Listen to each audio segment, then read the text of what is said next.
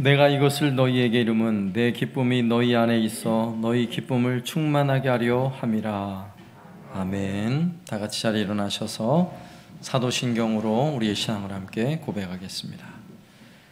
전능하사 천지를 만드신 하나님 아버지를 내가 믿사오며 그 외아들 우리 주 예수 그리스도를 믿사오니 이는 성령으로 잉태하사 동정녀 마리아에게 나시고 본디오 빌라도에게 고난을 받으사 십자가에 못 박혀 죽으시고 장사한 지 사흘 만에 죽은 자 가운데서 다시 살아나시며 하늘에 오르사 전능하신 하나님 우편에 앉아 계시다가 저리로서 산자와 죽은 자를 심판하러 오시리라.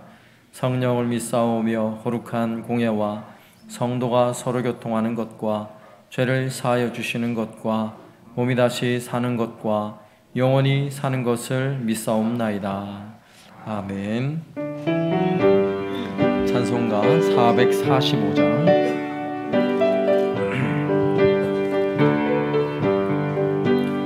산을 넘어 엄곡에 가도 빛 가운데로 걸어가면 주께서 항상 지키시기로 약속한 말씀 변치 않네. 하늘의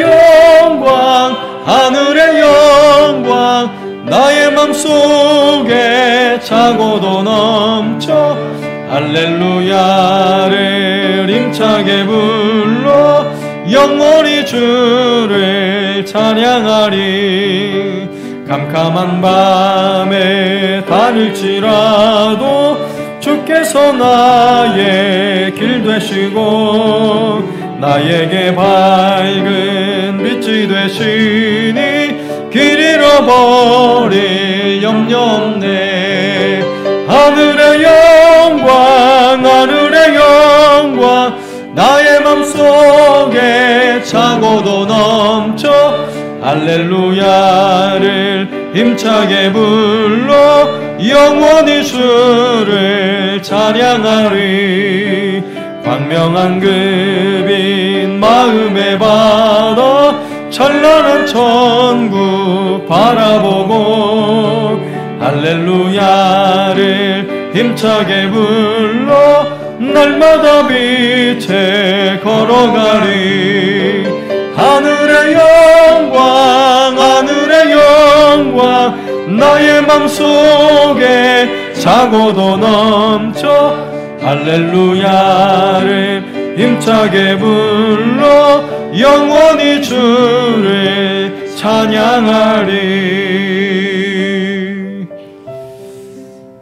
이 시간 함께 기도할 때에 하나님, 우리가 어떤 시대, 어떤 힘듦과 고난을 경험한다 할지라도 우리 하나님을 찬양하고 하나님을 예배하는 일은 결단코 포기할 수 없습니다. 하나님 예배하는 모든 심령 위에 은혜를 부어 주옵소서. 하늘 문을 열어 주옵소서. 오늘 예배하는 모든 심령 위에 성령 충만한 은혜를 허락하여 주옵소서. 함께 기도하겠습니다. 하나님 아버지 감사합니다. 오늘도 은혜를 사모하며 주 앞에 나온 주의 백성들을 기억하여 주옵소서. 또 온라인을 통해 가정에서 예배하는 모든 성도들을 주께서 기억하여 주옵소서. 하나님을 예배하는 모든 심령 위에 하나님의 기름 부어주신 은혜가 있게 하사 오늘도 말씀의 풍성한 은혜로 채워 주옵소서. 진리의 말씀으로 우리의 심령에 모든 연약함과 빈 마음을 가득히 채우는 이 시간 되게 하여 주옵소서. 주 예수 그리스도 보혈의 은혜와 능력이 우리의 모든 허물과 죄를 씻어주시고 우리를 정결케 하여 주옵소서. 우리의 모든 연약한 육신과 질병을 고치시고 인생의 수많은 고통과 눈물을 씻어주옵소서. 오늘 예배하며 주의 은혜를 경험케 하시고 성령으로 충만케 하여 주옵소서. 하나님의 살아계심 경험하는 시간 되게 하옵소서. 거저가는 심령을 깨 해주시고 하나님의 놀라우신 경험하게 하여 주시옵소서.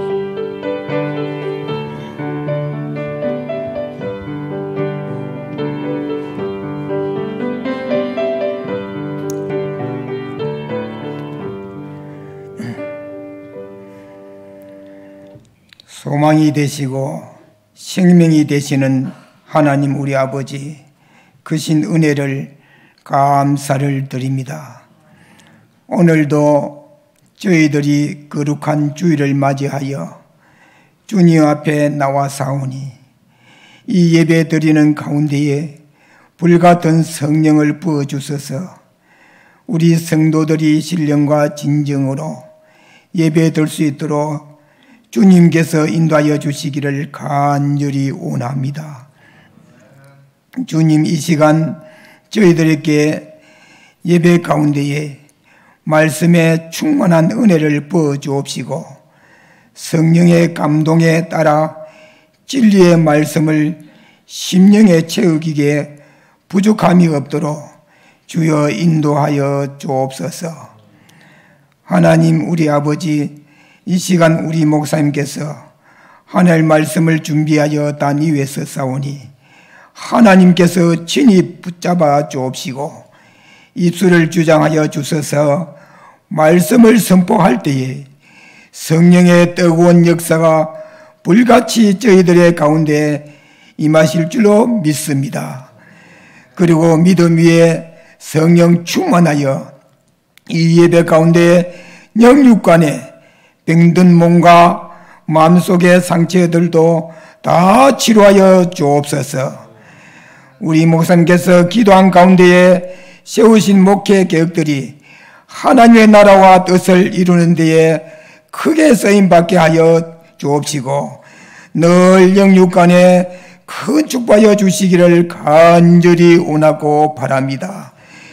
주님, 코로나19 때문에 아직도 우리의 몸과 마음을 쪼리고 우리의 많은 일상을 가로막고 있습니다.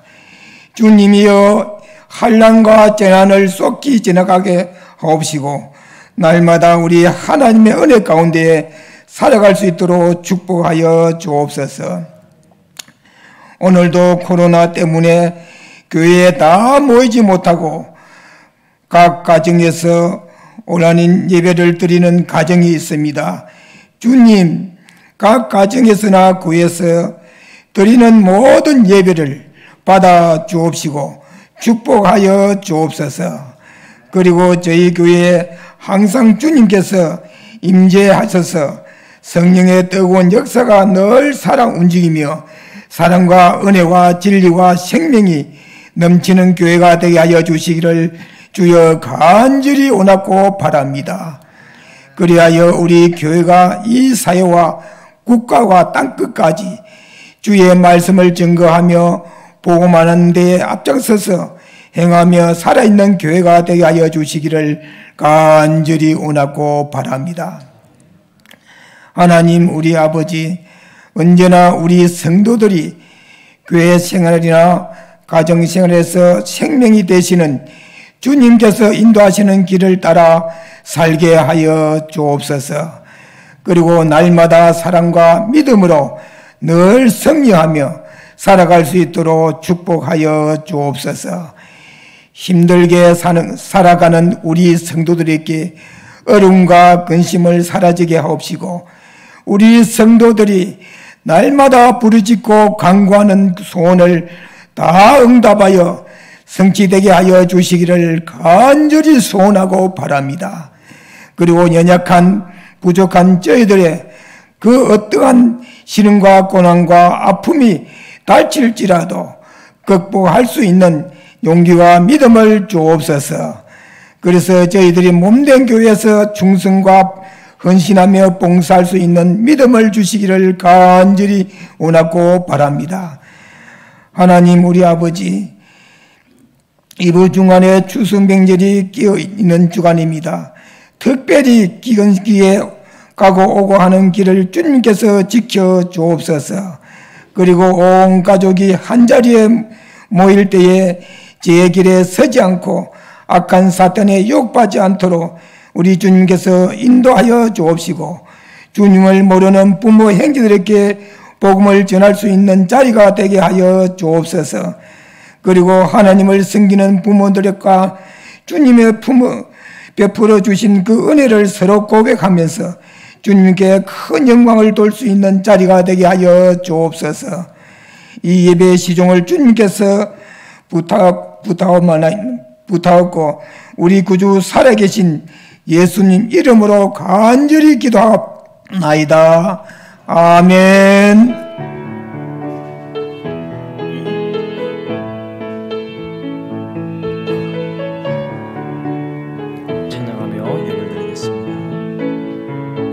은혜로다 주의 은혜 한량없는 주의 은혜 은혜로다 주의 은혜 변함없는 진실하신 주의 은혜 늘 우리와 동행하여 주신 하나님께 감사드립니다. 하성이 2돌, 소연이 100일 맞이하게 해주셔서 감사합니다. 한 달도 직장과 가정을 지켜주셔서 감사합니다. 함께하여 주심을 감사드립니다. 목자 되신 하나님 감사합니다. 생일을 감사합니다. 범사에 감사합니다. 하나님 아버지 감사합니다. 하나님께서 날마다 우리의 발걸음을 인도하시고 우리에게 일용할 양식을 주시고 우리에게 물질로 채우시고 우리의 삶의 건강을 지키신 하나님 참으로 감사합니다. 오늘도 하나님 앞에 나와 이 귀한 예물을 주 앞에 올려드리오니 주님 영광 받아 주옵소서. 주 앞에 드리는 모든 손길마다 주여 복되게 하여 주시고 하늘의 신령한 복으로 가득히 채워 주옵소서. 땅에 기름진 은혜와 복이 가정마다 넘쳐나게 하여 주옵소서. 하는 일마다 주께서 영통케 하여 주시고 가정의 온 식구들의 강건함의 복을 허락하여 주시며 날마다 주님과 동행하는 삶을 살아가게 하여 주옵소서. 예수님의 이름으로 기도드리옵나이다. 아멘. 광고 드리겠습니다. 계속해서 개인 경건을 위해서 성경을 읽고 쓰는 일에 여러분 힘써 주시기를 바라겠고요. 또 사회적 거리두기 2단계가 이제 오늘까지 연장되었습니다. 또 이후의 상황들은 우리가 또 잘 정부의 상황들을 보면서 우리가 예배를 어떻게 또 해야 할 것인가는 또 대처하도록 하겠고요. 또 자세한 상황들은 주중에 또 안내를 하도록 하겠습니다. 또 이번 주간은 추석 명절이 있는 주간입니다. 여러분 특별히 신앙에 위배되지 않도록 여러분 신앙을 다시 한번 잘 돌아보시고 또 믿지 않는 가족들을 위해서 또 전도할 수 있는 좋은 기회가 되었으면 좋겠습니다. 또 한 주간 명절 기간 또 즐겁게 잘 지내시기를 바라겠고요. 예, 광고는 이상이고 하나님 말씀은 시편 23편 말씀 보겠습니다. 시편 23편 1절에서 6절까지 말씀 보겠습니다.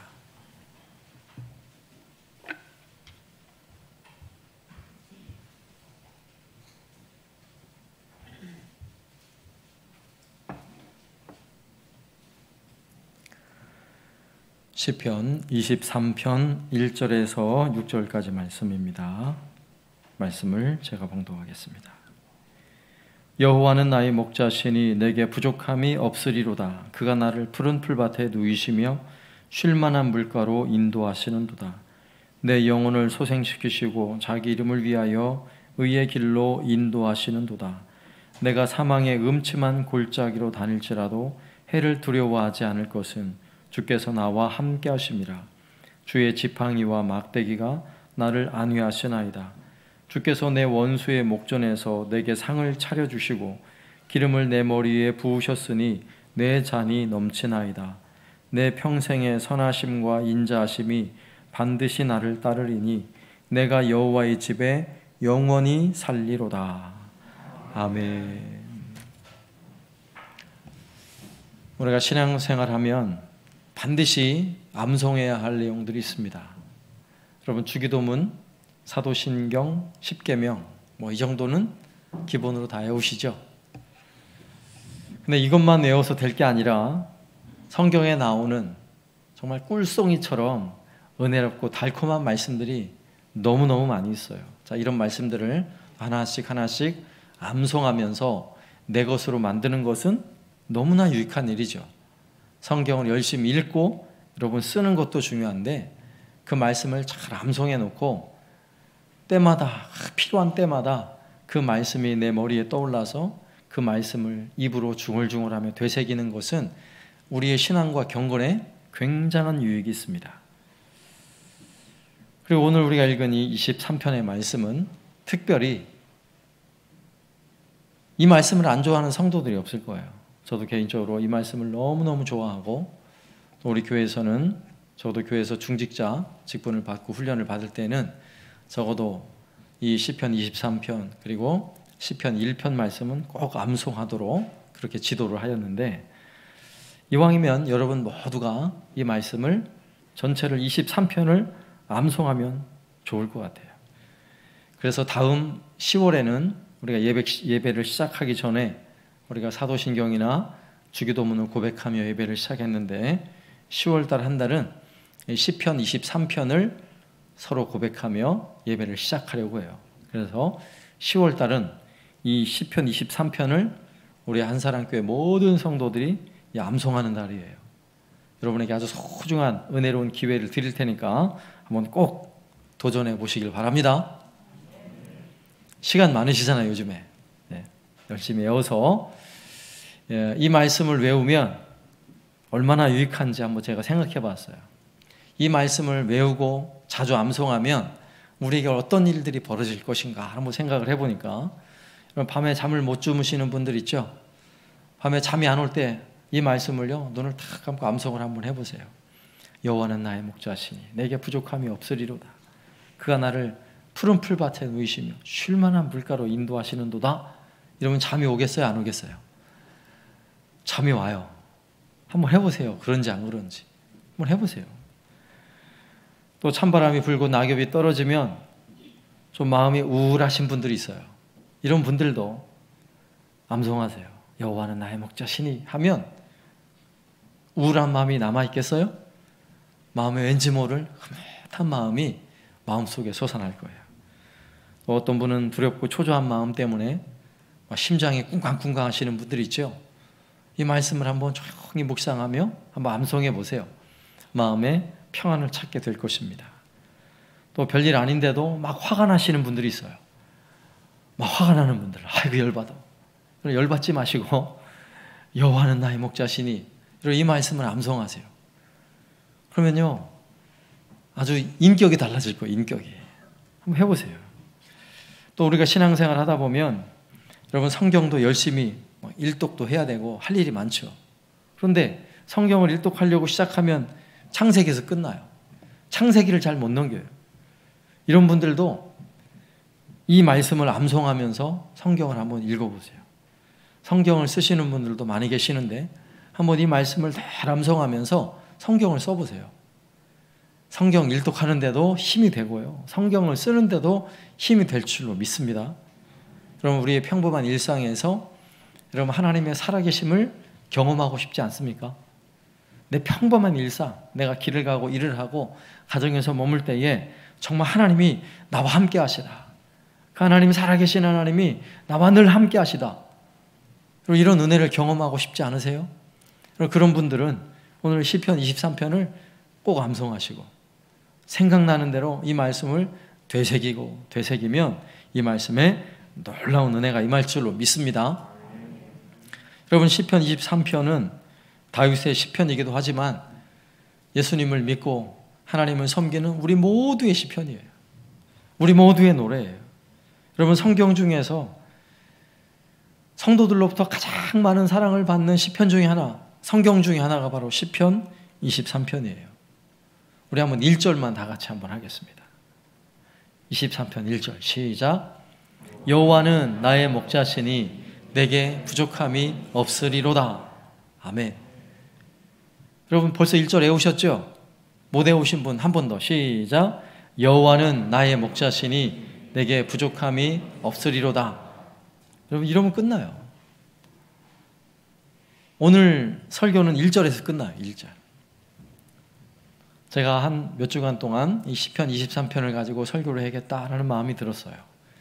제가 설교를 하면서 여러분이 안 외우면 안 되도록 외울 수밖에 없도록 제가 해드릴게요. 오늘 1절 외우셨죠? 여호와는 나의 목자시니 내게 부족함이 없으리로다. 이 말씀에 그 한 구절 한 구절 의미를 생각해 보면 아주 더 깊은 은혜가 있어요. 그래서 한번 깊이 묵상하기 위해서 오늘은 1절 한 절만 살펴볼 것인데요. 먼저 첫 번째로 제일 먼저 어떤 이름이 나옵니까? 하나님의 이름 여호와. 여호와라는 이름에 대해서 한번 살펴보자고요. 자, 여호와라는 이름을 제일 처음에 하나님께서 여호와라고 이름을 쓰셨어요. 근데 어떻게 그 이름이 사용하게 되었냐면 하나님은 이스라엘 백성, 애굽의 포로가 되어 있는 이스라엘 백성을 구원하기 위해서 모세를 먼저 부르셨죠. 그리고 모세를 지도자로 삼아서 그 백성을 구원하도록 말씀을 하시는데 모세가 답답한 거예요. 왜냐하면 그 애굽에 있는 이스라엘 백성들에게 가서 하나님이 보내셨는데 그 백성들이 하나님이 누구냐 그러면 내가 뭐라고 말할 내용이 없는 거예요. 그래서 모세가 이렇게 물어요. 출애굽기 3장 13절에 모세가 하나님께 아뢰되 내가 이스라엘 자손에게 가서 이르기를 너희의 조상의 하나님이 나를 너희에게 보내셨다 하면 그들이 내게 묻기를 그 이름이 무엇이냐 하리니 내가 무엇이라고 그들에게 말하리이까. 하나님이 모세에게 이르시되 나는 스스로 있는 자이니라. 또 이르시되 너는 이스라엘 자손에게 이같이 이르기를 스스로 있는 자가 나를 너희에게 보내셨다 하라. 그러니까 하나님께서 모세에게 그래? 나는 스스로 있는 자야. 이렇게 말씀하신 내용이 바로 나는 여호와야. 이런 말이에요. 그래서 정확히 여호와라는 단어의 뜻은 오늘 나는 스스로 있는 자라는 뜻보다 더 정확한 뜻은 나는 곧 나다. 이런 뜻이에요. 나는 곧 나야. 이렇게 말씀하신 거예요. 그러니까 모세가 하나님한테 하나님 도대체 누구세요? 이렇게 물으면 하나님은 나는 나야. 이렇게 대답하신 거예요. 여러분 이 대답이 좀 우습죠. 만약에 누군가가 저에게 당신은 누구십니까? 나는 납니다. 이렇게 얘기하면 욕먹죠. 그런데 하나님이 왜 이렇게 말씀하셨을까요? 만약에 저에게 누구냐고 묻는다면 저는 이현호입니다 라고 제 이름을 이야기할 거예요. 그러면 제가 제 이름을 얘기했을 때는 제 이름을 지어준 누군가가 있겠죠. 누굴까요? 저희 부모님이시죠. 그러니까 제가 이름을 얘기할 때는 그 이름의 원인을 제공한 그 누군가가 있어요. 내가 원인이 아니에요. 그러면 한번 하나님을 한번 생각해 보세요. 하나님은 하나님을 만들어내거나 그 이름을 지어줄 누군가가 있어요? 누군가가 없어요. 누군가가 있다면 하나님은 신이 아니에요. 하나님은 모든 만물의 원인이세요. 하나님으로부터 온 세상 우주가 다 나왔어요. 하나님의 말씀으로 하나님은 온 우주를 창조하셨고 땅과 하늘을 창조하셨어요. 하나님에게서 모든 생명체가 나오고 하나님에게서 사람이 나왔어요. 하나님이 원인이세요. 하나님이. 그래서 하나님은 그 어떤 것과도 비교가 될 수 없고 하나님은 누구다라고 누가 이름을 지어줄 수 있는 사람이 없는 거예요. 그래서 하나님은 자신을 일컬어서 나는 곧 나다 이렇게 말씀하실 수밖에 없는 거죠. 그 이름이 바로 여호와라는 이름인 거예요. 그래서 이 여호와라는 이름은 성경에 6823번 사용되었어요. 많이 쓰였죠. 그런데 이렇게 많이 쓰여진 그 이름 여호와라는 이름이 얼마나 신비한 이름인 줄 아십니까? 여호와라는 이름을 여러분 구약시대 사람들은 이 이름을 부를 수가 없었어요. 왜냐하면 이 이름은 너무나 거룩한 이름이라서 감히 이 죄인의 신분으로 어떻게 여호와라는 이름을 부르냐고요. 근데 성경에는 6823번 기록해 놨어요. 그러면 성경을 읽다가 여호와라는 이름이 나와요. 그러면 구약의 사람들은 어떻게 읽었을까요? 여호와라고 읽지 않고 아도나이 이렇게 읽었어요. 이 아도나이라는 뜻은 주님 이런 뜻이에요. 여호와라고 직접 읽지 않고 주님이라고 읽었다고요. 우리나라도 부모님 성함을 이야기할 때 어떻게 이야기합니까? 부모님 성함이 어떻게 되십니까? 그러면 누굽니다 이렇게 말하는 사람이 없어요. 저희 아버지 성함은 이제자 민자십니다. 이렇게 얘기를 해요. 왜 그럴까요? 우리나라는 부모님의 이름을 소중히 여기는 마음이 있어서 함부로 얘기하잖아요. 부모님의 이름을. 이것과 좀 유사하죠. 하나님의 이름은 너무나 거룩하고 신비로운 이름이라서 그 이름을 성경에 기록해 놨어도 그대로 읽지 않았어요. 그리고 고대 히브리어는 모음이 없어요. 자음만 써 있어요. 그러다 보니까 수천 년 동안 여호와라는 이름을 아도나이라고 읽다 보니까 나중에는 이 여호와라는 이름이 정확하게 여호와인지 야훼인지 정확히 몰라요. 왜냐하면 모음을 안 적어놨기 때문에. 그래서 간혹 어떤 성경에 보면 여호와를 야훼라고 쓰여있는 성경들이 있어요. 그러니까 여호와나 야훼나 같은 히브리 단어에서 나온 건데 너무 오랜 기간 동안 그 이름을 읽지 않다 보니까 정확히 여호와인지 야훼인지는 잘 모른다는 사실이에요. 자, 이것만 봐도 이 여호와라는 이름이 구약의 백성들에게는 얼마나 신비롭고 얼마나 거룩한 이름인지를 우리가 알 수 있어요. 다윗은 그 이름을 오늘 시편 23편에서 여호와라고 이야기하고 있는 것입니다. 여러분, 이 이름은 하나님의 이름으로 하나님의 약속하심, 하나님의 언약을 말할 때 여호와라는 단어를 반드시 사용해요. 여러분 성경을 읽다 보면 이런 말씀을 자주 보셨을 거예요. 나 여호와가 말하노라. 그러니까 하나님께서 하나님의 권위를 가지고 어떤 말씀을 선지자들에게나 백성들에게 줄 때에 여호와가 말하노라 이렇게 말씀하세요. 하나님이 말씀하신다 이렇게 하지 않고 여호와라는 단어를 써요. 그래서 여호와라는 단어 속에는 하나님이 우리와 약속하신 것을 반드시 이루시는 분, 이런 의미가 함축되어 있어요. 그래서 예레미야 33장 2절에 보면 이를 행하시는 여호와, 그것을 만들며 성취하시는 여호와, 그 이름을 여호와라 하는 이가 이와 같이 이르시도다. 그래서 여호와라는 이름을 써서 말씀하시면 하나님이 그 일을 어떻게 하신다고요? 반드시 이루시고 성취하신다고요. 하나님께서 여호와라는 그 이름을 가진 하나님께서 이스라엘 백성들을 가나안 땅으로 인도하시는 그 하나님이, 내가 너희를 애굽에서 이끌어 가나안 땅 약속의 땅으로 인도하시겠다 하신 하나님이 그 약속을 어겼나요? 안 어겼어요. 그 약속을 다 이루시고 성취하셨어요.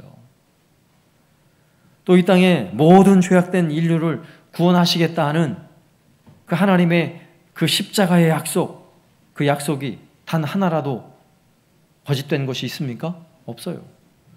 예수 그리스도를 이 땅에 보내셔서 다 이루어 놓으셨어요. 또 예레미야 33장 그 뒤에 3절에 보면 너는 내게 부르짖으라 내가 내게 응답하겠고 내가 알지 못하는 크고 은밀한 일을 내게 보이리라. 그럼 여기서 너희는 내게 부르짖으라 할 때 이 부르짖으라는 단어가 약간 오해가 있어요. 여기서 부르짖으라고 말하면 우리가 하나님께 어떻게 해야 돼요? 하나님 주여 막 부르면서 응답해달라고, 제발 코로나 좀 빨리 없애달라고 이렇게 하는 게 부르짖는 거잖아요. 그런데 정확하게 이 부르짖는 단어는요 원래 부르짖다는 단어가 아니라 그냥 부르다 하는 단어예요. 부르다. 부를 때는 옆에 있는 사람을 부르나요? 저기 멀리 있는 사람을 부르나요? 옆에 있는 사람을 부르는 거예요. 부르짖는 거는 멀리 있는 사람을 부르는 거예요. 하나님이 우리와 가까이 계십니까? 멀리 계십니까? 아주 가까이 계세요.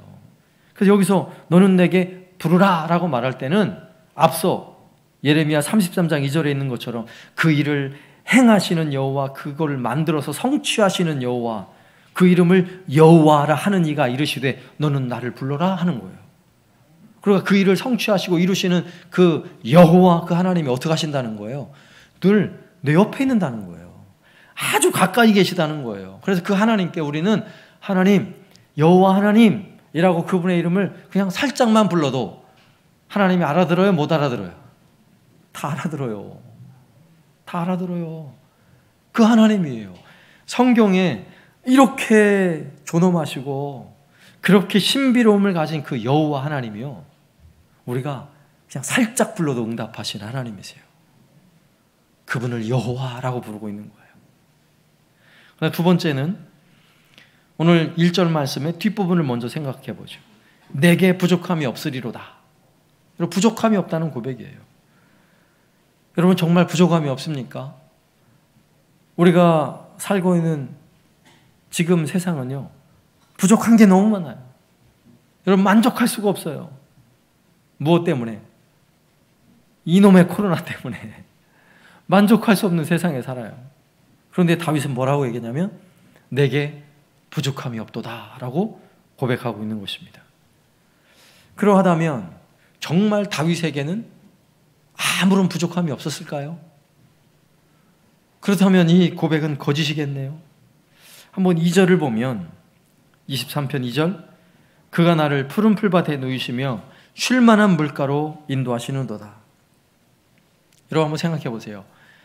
푸른 풀밭이, 초원이 앞에 쫙 펼쳐져 있어요. 그리고 그 초원의 끝에는 쉴만한 물가, 푸른 호수가 쫙 펼쳐져 있어요. 그런 곳에서 살고 싶지 않습니까? 굳이 우리가 양이나 염소가 아니더라도 이렇게 복가적인 풍경에서 아름다운 집을 짓고 사는 것은요, 많은 사람들이 꿈을 꿔요. 너무 좋아 보이죠. 그러면 오늘 시편 23편에서 1절과 2절을 한번 비교를 해보죠. 1절은 여호와는 나의 목자시니 내게 부족함이 없다, 이런 표현이고요.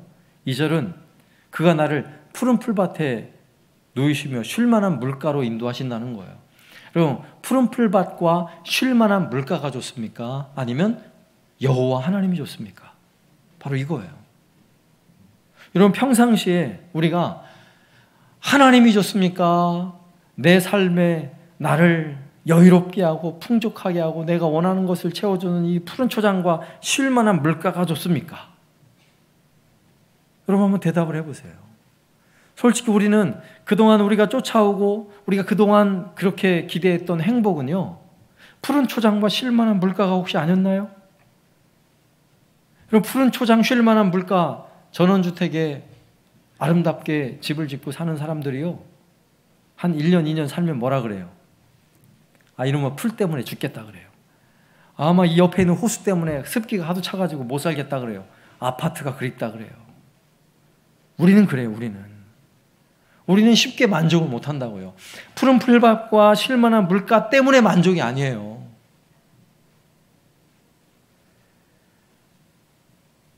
오늘 시편의 고백처럼 우리는 부족함이 없으리로다 라고 고백해야 하는데, 우리의 평상시 삶은 부족함이 많으리로다 이렇게 살지 않았나 생각이 들어요. 솔직히 말하자면 돈도 부족해요, 시간도 부족해요, 건강도 부족해요. 그래서 행복이 부족해요. 더군다나 오늘날 우리가 살고 있는 이 시대에 많은 사람들이 얼마나 힘겹게 삽니까? 그러니까 부족함이 넘쳐나는 시대예요. 넉넉함이 넘치는 게 아니라 부족함이 넘쳐나요. 그런데 한번 제가 생각을 해봤어요. 미국은 100년 전보다 지금의 삶이 8배 삶이 나아졌대요. 8배 많은 소득을 얻고 많은 돈을 가지고 산다고 그래요. 8배. 100년 전보다. 그리고 우리나라를 한번 계산해 봤어요. 그러면 우리나라는 불과 100년도 아니에요.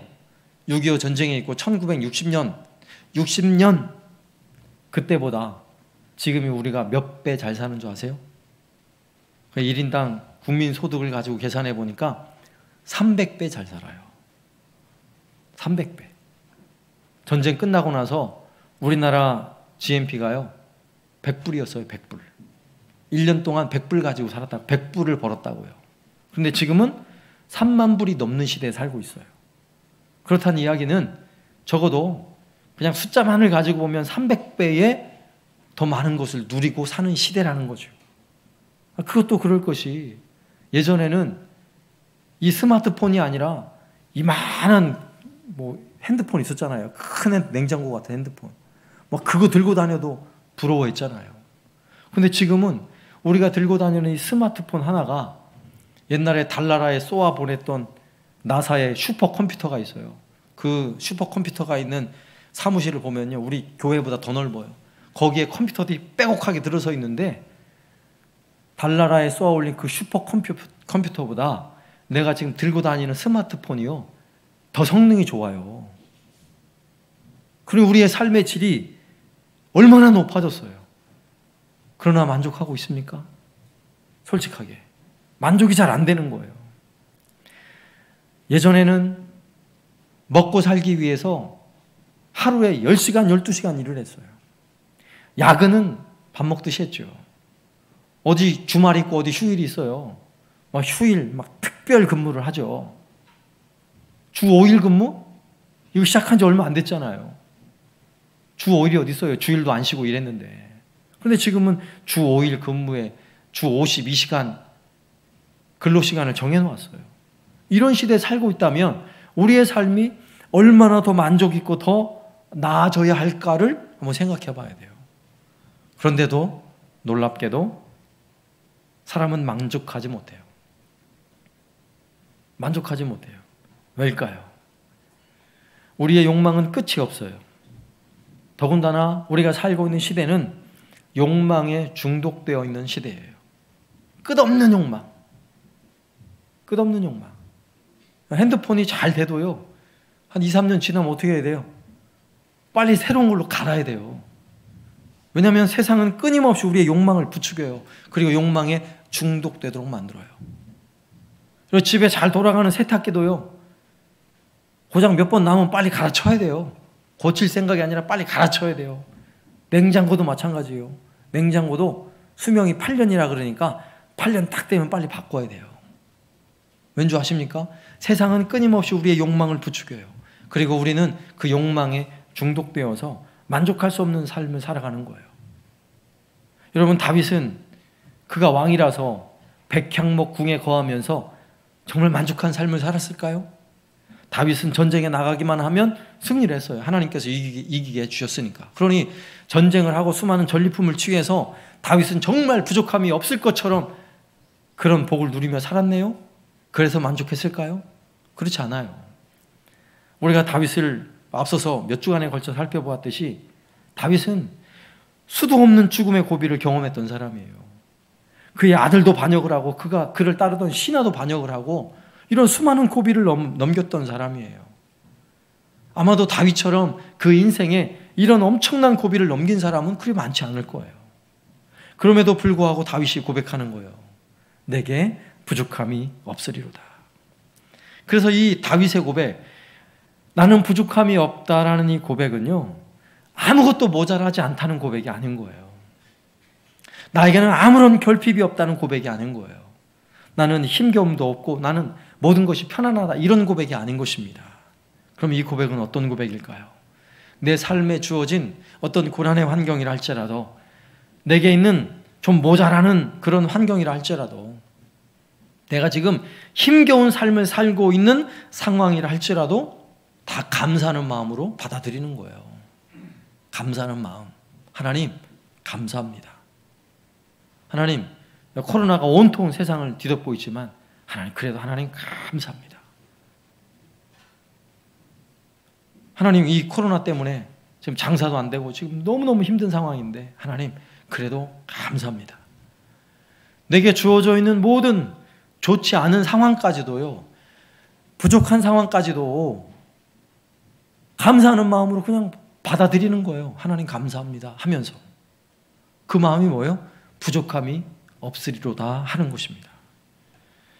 여러분, 아브라함과 조카 롯이 너무 잘 살게 됐어요. 하나님 너무나 많은 복을 주시니까 너무 양들이 많아지고 서로 함께 할 수 없는 상황이 되어버렸어요. 그래서 서로 갈라지기를 결정했어요. 창세기 13장 6절. 그 땅이 그들이 동거하기에 넉넉하지 못하였으니 이는 그들의 소유가 많아서 동거할 수 없었음이니라. 여러분, 함께 할 수 없는 게 바로 이런 거예요. 너무 소유가 많아지면 만족할 것 같죠? 아니요, 만족이 안 돼요. 그래서 더 이상 동거할 수 없다니까요. 문제가 생기잖아요. 너무 많아서 문제가 생겨요. 그래서 갈라질 때 아브라함이, 그래, 조카에게 네가 먼저 선택해라. 네가 좌하면 나는 우할 것이고 네가 우하면 나는 좌할 것이다. 그러니까 조카 롯은 온 땅을 둘러보고 어디를 결정해요? 소돔 땅을 결정해요. 그 이유가 무엇입니까? 롯이 볼 때는 소돔 땅은 문명의 도시였어요. 거기는 마치 애국과 같고 에덴 동산과 같다고 이야기를 합니다. 지금 롯이 엄청난 소유를 가지고 있으면서도 만족하나요? 만족이 안 되는 거예요. 소돔 땅이 더 그리운 거예요. 온갖 환락이 가득한, 즐거움이 가득한, 문명이 가득한 소돔 땅을 쫓아가는 거죠. 롯에게는요, 욕망에 중독되어 있는 거예요. 그의 가진 엄청난 소유로도 만족할 수 없는, 우리가 가지는 똑같은 욕망을 가지고 있는 거예요. 근데 아브라함은 헤브론을 선택했죠. 헤브론은 어떤 땅이냐면 온통 광야로 뒤덮인 산이에요. 헤브론은 온통 광야가 가득해서 짐승을 키우거나 살기에는 그렇게 적합한 땅이 아니에요. 그러나 아브라함이 그 땅에서 엄청난 은혜와 복을 누리는데 그 이유는 무엇입니까? 그 척박한 땅에서 하나님이 아브라함에게 말씀하시는 거예요. 네가 동서남북 가는 모든 땅, 네가 밟는 모든 땅을 내가 너한테 줄게라고 말씀하세요. 여러분, 하나님이 소돔 땅에 계십니까? 헤브론에 계십니까? 하나님은 헤브론 땅에 계세요. 정확히 말하면 하나님은 오아시스가 가득한, 물이 넘쳐나고 먹을 것이 풍부한 그런 오아시스에 계십니까? 아니면 먹을 것이 없고 척박한 광야에 계십니까? 하나님은 광야에 계셨어요. 광야에. 하나님은 어디든 계시는 하나님이시지만 광야에 살아야 하는 하나님의 백성들은요, 누가 필요한 거예요? 하나님이 필요한 거예요. 하나님이. 그래서 하나님으로 채워지면 내게 부족함이 없으리로다 라고 고백할 수 있게 되는 것입니다. 우리의 만족은요, 세상이 주는 만족이 아니에요. 우리의 욕망은 절대로 세상의 돈과 물질, 명예, 학위 이런 걸로 채울 수 없어요. 우리의 마음은 하나님으로 채워야 할 줄로 믿습니다. 그래서 세 번째, 오늘 1절의 고백에 여호와는 나의 목자시니, 여호와가 나의 목자가 되신다는 거예요. 나의 목자 되신 하나님이시라고요. 여러분, 목자라는 이 단어는 우리는 유목민 생활을 안 했기 때문에 의미를 잘 몰라요. 그러나 다윗이든지 이 시대를 살았던 이스라엘 백성들은 유목민이 그들의 주 생활이에요. 그들은 양을 키워서 생활을 했던 사람들이기 때문에 목자라는 이 단어가 무엇을 의미하는지 굳이 설명을 하지 않아도 그냥 마음에 딱 와닿아요. 그리고 이 목자라는 단어는 물론 아주 저급한 가난한 환경에서 사는 목동들이라는 단어를 쓰기도 하지만, 여러분, 목자라는 단어를 쓸 때는요, 그 당시에 강력한 권력을 가지고 백성들을 다스리는 왕을 일컬어서도 목자라는 단어를 썼어요. 그리고 오늘 표현에서는 하나님을 향해 목자라는 단어를 쓰잖아요. 그러니까 그들 환경에서는 목자가 양을 어떻게 돌보는가를 잘 아는 사람들은 목자라는 단어를 쓸 때 그것이 무엇을 의미하는지 그들의 마음에 금방 마음에 와닿아요. 근데 우린 잘 마음에 와닿지 않죠. 그래서 조금 더 설명이 필요해요. 여러분, 목자와 양과의 관계를 한번 생각해 보세요. 목자가 있다면 반드시 양이 있어요. 양들은 목자가 없다면 살 수가 없습니다. 양을 연구하던 동물학자가 연구를 해보니까 지구상에 있는 모든 동물들 중에 만약에 양에게 사람이 없었다면, 양을 돌보는 사람이 없었다면 가장 먼저 멸종할 짐승이 양이었을 거래요. 그만큼 양은요, 혼자서 살 수 없는 동물이에요. 양은 몇 가지 특징이 있는데, 양은 스스로 보호할 능력이 없어요. 그래도 다른 짐승들은 사나운 이빨이나 발톱이 있든지, 아니면 초식동물은 뿔이 있어가지고 공격을 하잖아요. 근데 양도 뿔이 있긴 있어요. 그런데 양이 있는 뿔은 언제 쓰는 줄 아세요? 사나운 짐승을 할 때, 달려들 때 쓰는 뿔이 아니라 서로 싸울 때 쓰는 뿔이래요. 서로 보호할 능력이 없어요, 양은. 그리고 양은 꼴이나 물을 찾아서 스스로 찾아갈 수가 없어요. 왜냐하면 시력이 너무 안 좋아가지고 스스로 찾아낼 능력이 없어요. 참 불쌍하죠. 그리고 넘어지면요, 스스로 일어날 방법이 없어요. 물론 더러더러 일어나기도 하는데 이 양은 털도 많고 이러잖아요. 그래서 한번 딱 넘어지면 그냥 하늘로 내 발을 향해 가지고 발버둥 치다가 그냥 죽는데요. 참 불쌍하죠. 그리고 대부분 짐승들은요, 지가 지나간 길을 알고 돌아올 줄 아는데 양은 한번 길을 잃으면 돌아올 줄을 모른대요. 진짜 불쌍하죠. 그럼 양은 목자가 있어야 되는 거예요. 양에게 목자가 없으면 그냥 죽은 목숨이에요. 그런데 놀라운 사실은 이러한 양이 지금까지도 지구상 곳곳에 수천 수만 마리가 살고 있잖아요. 그 이유는 무엇입니까? 목자가 있기 때문이에요. 목자가. 그런데 양을 돌보는 목자도 좋은 목자가 있는가 하면 나쁜 목자가 있어요.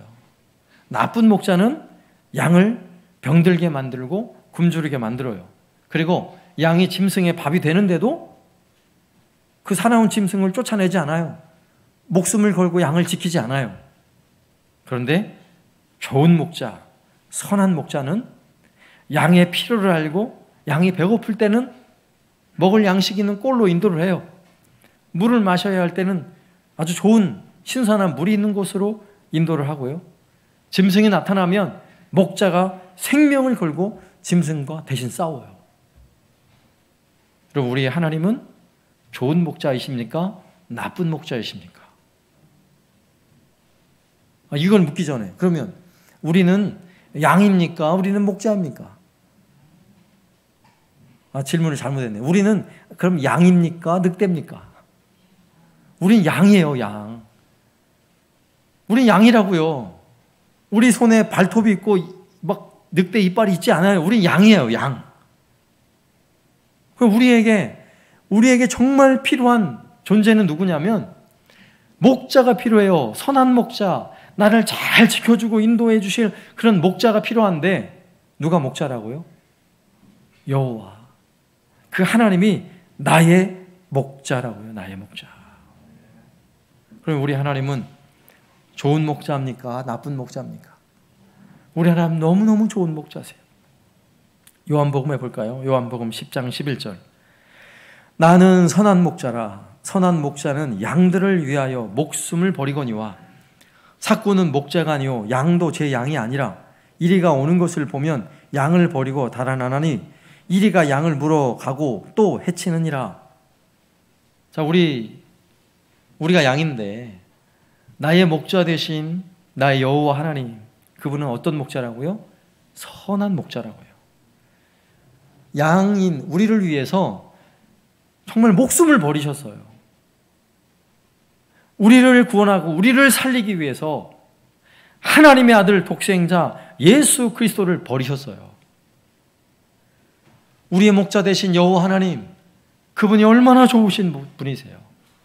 우리를 위해서 독생자까지 버리신, 독생자까지 죽이신 하나님이시라면 그 하나님, 우리의 목자 되신 우리 하나님, 우리를 위해 못하실 일이 없는 분이세요. 그분이 나의 목자세요. 다윗은 이 사실을 알고 여호와는 나의 목자시니 내게 부족함이 없으리로다 라고 고백하고 있는 것입니다. 여러분, 어느 한순간도 우리는 이 관계를 떨쳐버릴 수 없어요. 우리가 예수님을 믿고 있는 이상 우리가 언제 어느 상황에 있든지 내가 어느 형편에 처해 있든지 나는 양이고 여호와 하나님은 나의 목자십니다. 나의 좋은 목자세요. 여러분, 이걸 믿으십니까? 그 하나님은 나의 목자시라서 한시도 눈을 떼지 않으세요. 날마다 우리를 지키시고 인도해 주세요.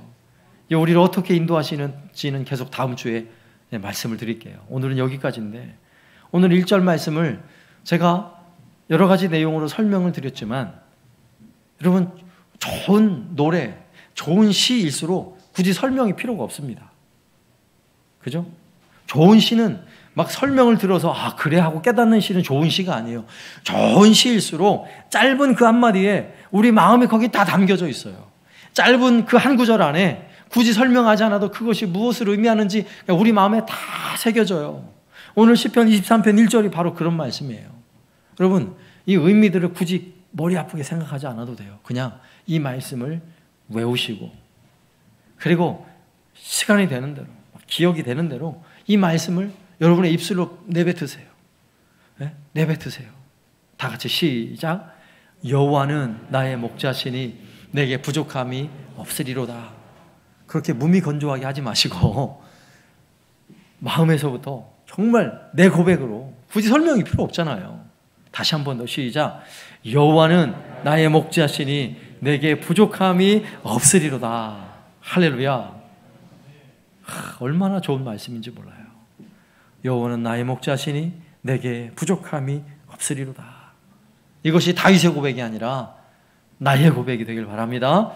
저와 여러분의 고백이 되어서 내가 언제 어느 곳에 있든지 정말 좋으신 나의 목자 되신 나의 여호와 하나님, 그분의 은혜를 날마다 기억하고 감사하며 살아가는 저와 여러분 되시기를 살아계신 예수님의 이름으로 축원합니다. 아멘. 우리 찬송가 570장 찬양하겠습니다.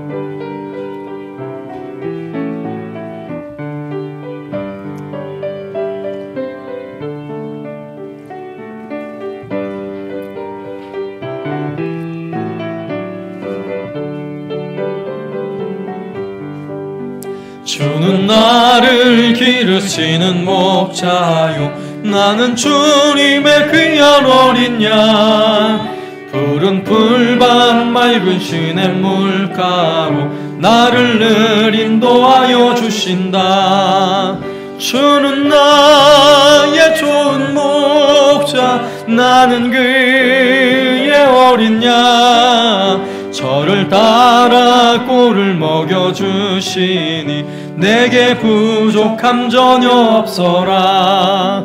예쁜 새들 노래하는 아침과 노을 비키는 고운 황혼에 사랑하는 나의 목자 음성이 나를 언제나 불러주신다.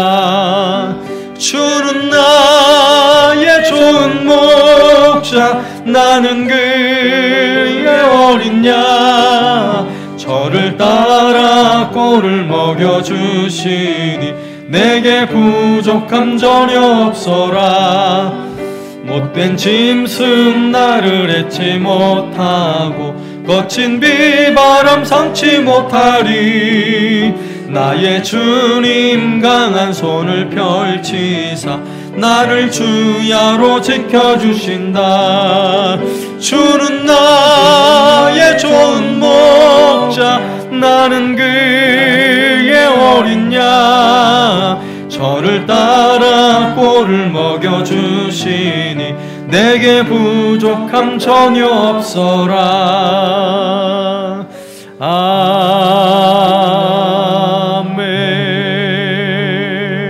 아멘. 이 시간 말씀을 생각하며 우리 함께 한 목소리로 기도하겠습니다. 여호와는 나의 목자시니 내게 부족함이 없으리로다. 그 좋으신 하나님, 그 높으신 하나님, 그 존귀하신 하나님, 그 하나님 여호와 하나님이 나의 목자가 되셨습니다. 여러분, 그러면 부족함이 없는 거예요. 내 인생에 어떤 결핍과 어떤 부족함도 하나님이 나의 목자 되신다는 그 하나 때문에 그냥 감사할 수 있는 거예요.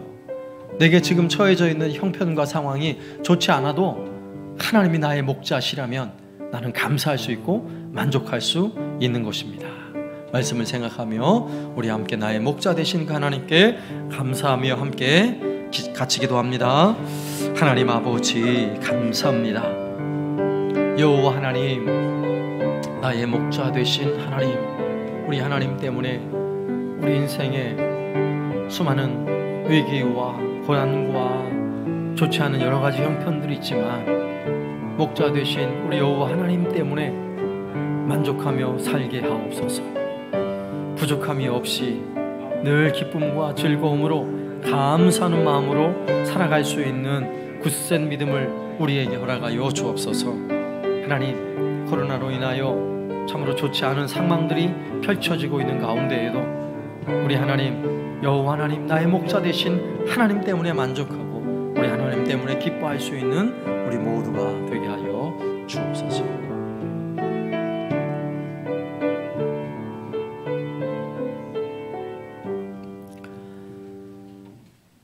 여호와 하나님, 나의 목자가 되셔서 우리의 삶에 수많은 결핍과 부족함이 있는 가운데에도 우리가 하나님으로 만족하며 우리 하나님 때문에 감사하며 살아갈 수 있도록 은혜 주시니 참으로 감사합니다.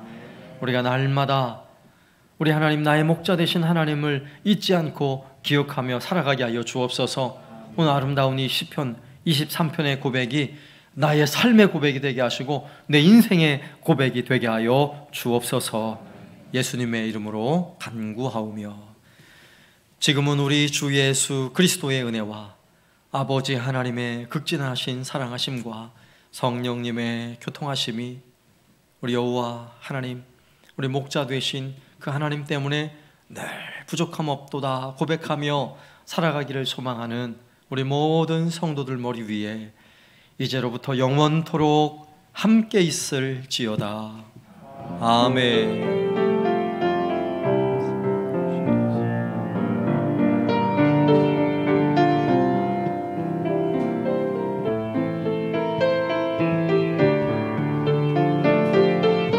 우리 함께 찬양합니다.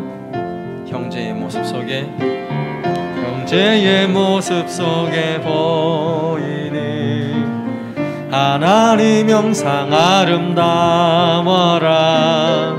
존귀한 주의 자녀 됐으니 사랑하며 섬기리. 자매의 모습 속에, 자매의 모습 속에 보이는 하나님 형상 아름다워라.